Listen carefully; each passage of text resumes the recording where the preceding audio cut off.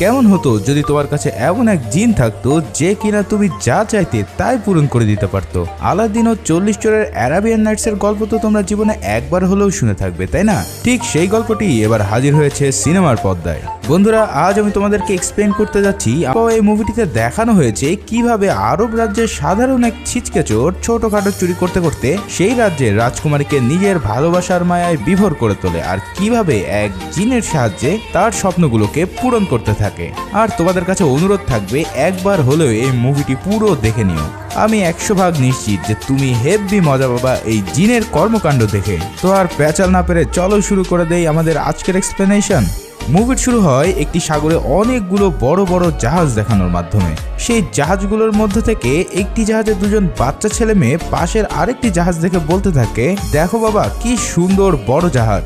বাচ্চাগুলোর ওই কথা শুনে ওর বাবা বলে, দেখো সোনা পাখিরা, সব সুন্দরী সবসময় ভালো হয় না, আমাদের এই ছোট্ট জাহাজটিও কত বড় বড় ঝড় থেকে আমাদের রক্ষা করেছে, চলো তোমাদেরকে একটি গল্প শোনাই। এরপর ওই ব্যক্তি ছেলে মেয়ে দুটিকে আলাদিনের গল্প বলতে শুরু করে। গল্পে দেখা যায় আরাবিয়ান রাজ্যের অলিতে গলিতে আলাদিন নামের এক ছিচকে চোর ওর চলার সাথী দুষ্টু বানরকে নিয়ে এদিক সেদিক ঘোরাঘুরি করছে। বানরের নাম আবু। এরপর আলাদিন একটি মেয়ের সাথে মিষ্টি মিষ্টি কথা বলতে থাকে। এদিকে আলাদিনের ক্রাইম পার্টনার আবু মেয়েটির গলা থেকে একটি দামি গহনা চুরি করে নেয়, আর মেয়েটি একটুও টের পায় না। বুঝতেই পারছো, তারা অত্যাধিক লেভেলের চুরি করা এক্সপার্ট। আলাদিন সে চুরি করা হাড়টি বিক্রি করে কিছু খেজুর কেনে, আর সেই খেজুরগুলো সেই এলাকার কিছু ক্ষুধার্ত বাচ্চাদের নিয়ে ভাগাভাগি করে খেয়ে নেয়। মানে আলাদিন চোর হলেও মানবিক চোর, গরিব ও অসহায়দের জন্য একটু বেশি দরদ কাজ করে তার। অন্যদিকে দেখা যায় আরাবিয়ান রাজ্যের রাজকুমারী ওই একই এলাকার বাজারে ঘোরাঘুরি করছে। অপরূপ সুন্দরী এই অল্প বয়সী মেয়েটির নাম হলো জ্যাসমিন। তবে জ্যাসমিন যে রাজকুমারী সেটা গোপন করে এখানে এসেছে রাজ্যের খোঁজ খবর নিতে। জ্যাসমিন দেখতে পায় দুজন অল্প বয়সী ছেলে না খেয়ে রয়েছে।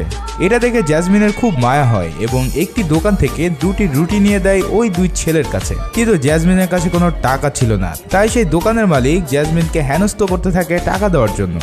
লোকটি তার ব্রেসলেট কেড়ে নেয় রুটির দাম হিসেবে। দূর থেকে আলাদিন সব লক্ষ্য করে এবং দৌড়ে গিয়ে জ্যাসমিনকে সেখান থেকে ছাড়িয়ে নিয়ে আসে।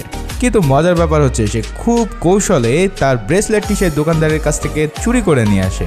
এটা বুঝতে পেরে সেই দোকানদার ধাওয়া করে তাদের, আর এখানে এক বিশাল টম এন্ড জেরি খেলা স্টার্ট হয়ে যায়। বিভিন্ন রকমের ভেলকি দেখিয়ে আলাদিন জেসমিনকে নিয়ে পালাতে সক্ষম হয়। এরপর আলাদিন জেসমিনকে তার ঘরে নিয়ে আসে। আসলে এটাকে ঘর বললে খুব অন্যায় হয়ে যাবে, কিন্তু আলাদিনের এই দালান থেকে দেখতে পাওয়া যায় পুরো রাজ্যকে। রাজ্যের বিশাল প্রাসাদটিও চোখে পড়ে জ্যাসমিনের, কিন্তু জ্যাসমিন আলাদিনকে ওর পরিচয় জানায় না। জ্যাসমিন বলে তার নাম ডালিয়া। তবে আলাদিন জেসমিনের হাতের ব্রেসলেটটি দেখে বুঝতে পারে এই ব্রেসলেটটি শুধুমাত্র প্রাসাদের ভিতরের লোকরাই পরে থাকে। এ বিষয়ে জ্যাসমিনের কাছে জানতে চাইলে জ্যাসমিন মিথ্যা কথা বলা শুরু করে দেয়। আলাদিনকে বলে সে নাকি ওই প্রাসাদের রাজকুমারীর দাসী হিসেবে কাজ করে, তাই সেই রাজকুমারী তাকে এই ব্রেসলেটটি গিফট করেছে।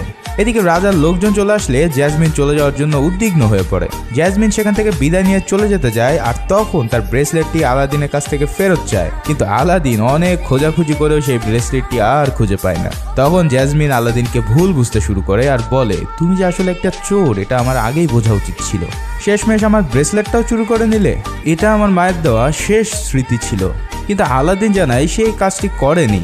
বন্ধুরা, আসলে আলাদিন সত্যি কথাই বলছিল। ব্রেসলেটটি আসলে চুরি করে নিয়েছিল তার শাগরেদ আবু, আর সেই মহান চোরের একমাত্র ক্রাইম পার্টনার।